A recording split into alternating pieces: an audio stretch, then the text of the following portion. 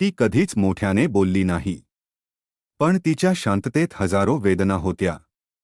ती सगळ्यांसाठी जगली, पण एक दिवस आरशात स्वतःला पाहिलं आणि स्वतःलाच विचारलं, माझ्यासाठी कोण जगणार? लोक म्हणतात स्त्री कमजोर असते, पण खरं सांगायचं तर घरातील प्रत्येक तुटलेली गोष्ट तीच जोडत असते. स्वतःच्या भावना लपवून, ओठांवर हसू ठेवून ती रोज जगत असते. कधी मुलगी म्हणून समजून घेतलं जात नाही, कधी पत्नी म्हणून कौतुक मिळत नाही, कधी आई म्हणून थकवा विचारला जात नाही.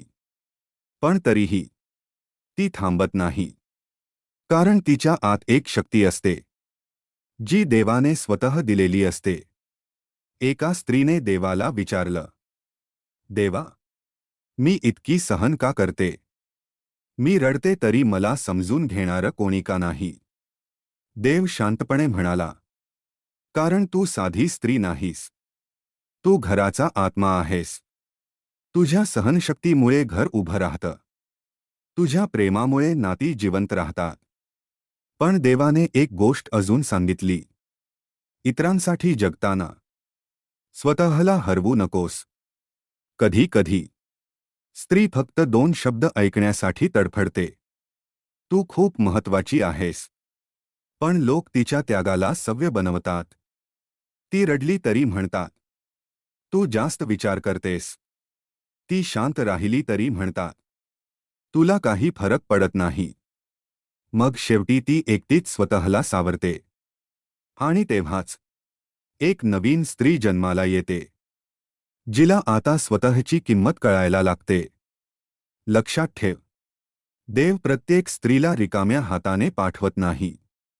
कोणाला सहनशक्ती देतो, कोणाला प्रेम देतो, कोणाला जग बदलण्याची ताकद देतो, आणि काही स्त्रियांना स्वतः अंधारात राहून दुसऱ्यांच्या आयुष्यात प्रकाश देण्याचं वरदान देतो.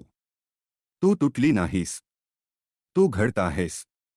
तुझ्या डोळ्यातलं प्रत्येक अश्रू एक दिवस तुझी ताकद बनेल.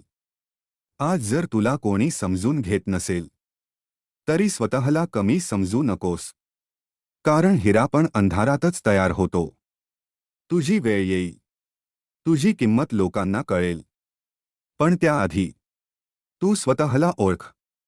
आरशात बघ आणि स्वतःला सांग, मी कमजोर नाही, मी देवाने बनवलेली शक्ती आहे. स्त्री फक्त एक व्यक्ती नसते, ती भावना असते, त्याग असतो, आणि देवाच्या प्रेमाचा सर्वात सुंदर रूप असते.